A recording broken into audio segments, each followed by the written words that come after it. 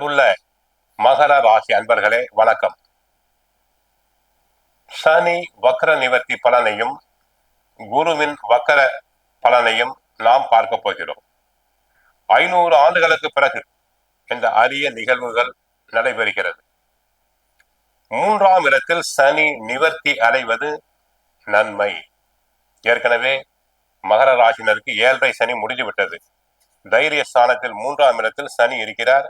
அவர் வக்கர நிவர்த்தி அடைவது நன்மையை தரும், சாதகமான நிலையை உண்டாக்கும், தைரியம் மற்றும் துணிச்சல் அதிகரிக்கும், சகோதர உறவுகள் மேம்படும், குறுகிய பயணங்களின் மூலம் ஆதாயம் உண்டாகும், புதிய முயற்சிகளை தன்னம்பிக்கையுடனும் தைரியத்துடனும் மேற்கொள்வீர்கள். எந்த காரியத்தில் ஈடுபட்டாலும் வெற்றி பெறலாம்.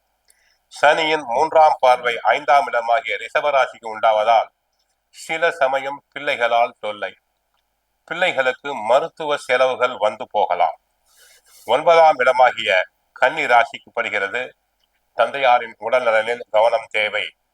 12ஆம் இடமாகிய தனுசு ராசிக்கு ஏற்படுவதால் வெளிநாடு செல்ல விருப்பம் உள்ளவர்கள் தாராளமாக செல்லலாம். ஆக 7.5 சனி விலகிவிட்டது. சனியின் வக்கர நிவர்த்தியினால் மகர ராசினருக்கு நன்மைகள் பெருகும். அடுத்து குருவை பற்றி பார்க்கலாம். குரு தங்களுக்கு 7ஆம் இடத்தில் வக்ரம் பெறுவதன் மூலமாக திருமண வாழ்வில் மறுசீரமைப்பு தேவைப்படலாம். மனதிற்கு பிடித்த வரன் அமையலாம். கூட்டாக தொழில் செய்து வருபவர்கள் சில மாற்றங்களை மேற்கொள்வீர். புதிய தொழில்களை தொடங்குவதற்கு முன்னால் நன்கு சிந்திப்பது நல்லது. உடல் ஆரோக்கியத்தை பொறுத்தவரை அற்புதம்.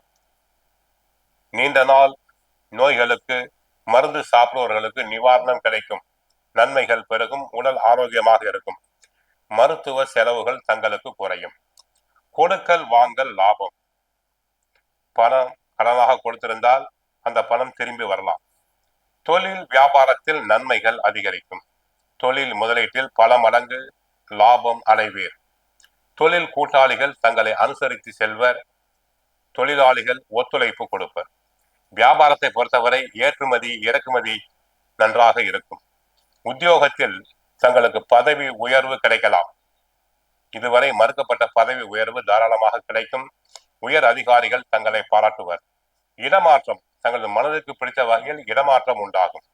அரசியல் துறை பொறுத்தவரை அரசியல் சம்பந்தப்பட்ட கிரகங்கள் சாதகமாக இருப்பதால் அரசியலில் புகழ் பெறுவீர். பதவி உயர்வு கிடைக்கும். விவசாயத்தை பொறுத்தவரை விவசாயம் சம்பந்தப்பட்ட கிரகங்கள் கால தங்களுக்கு சாதகமாக உள்ளது.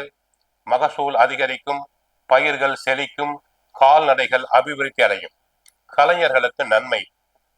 அதிக பண வரவுகள் உண்டாகும். சிலர் கலை நிகழ்ச்சிகளுக்காக வெளியூர், வெளிமாநிலங்கள், வெளிநாடுகள் சென்று வரலாம். பெண்கள் எந்நேரமும் சுறுசுறுப்பாக இருப்பர். பரபரப்பாக இருப்பீர்கள். நன்மை கிடைக்கும். புத்திர பாகியம் உண்டாகும். இதுவரை தடங்கலான புத்திர பாகியம் தாராளமாக வரும். கருவுற்ற பெண்களுக்கு சுகப்பிரசவம் நடைபெறும். மாணவர்களுக்கு படிப்பு சம்பந்தப்பட்ட கிரகம் சாதகமாக இருப்பதால் நன்றாக படிப்பர். போட்டித் தேர்வுகளில் கலந்து கொண்டு பரிசு பாராட்டுதல்களை பெறுவர். சிலர் உயர்கல்விக்காக வெளிநாடு சென்று வரலாம். மற்றபடி கோயிலுக்கு சென்றால் ஆஞ்சநேயரை வழிபடுங்கள். வாழ்க வளமுடன். மங்களம் உண்டாகட்டும்.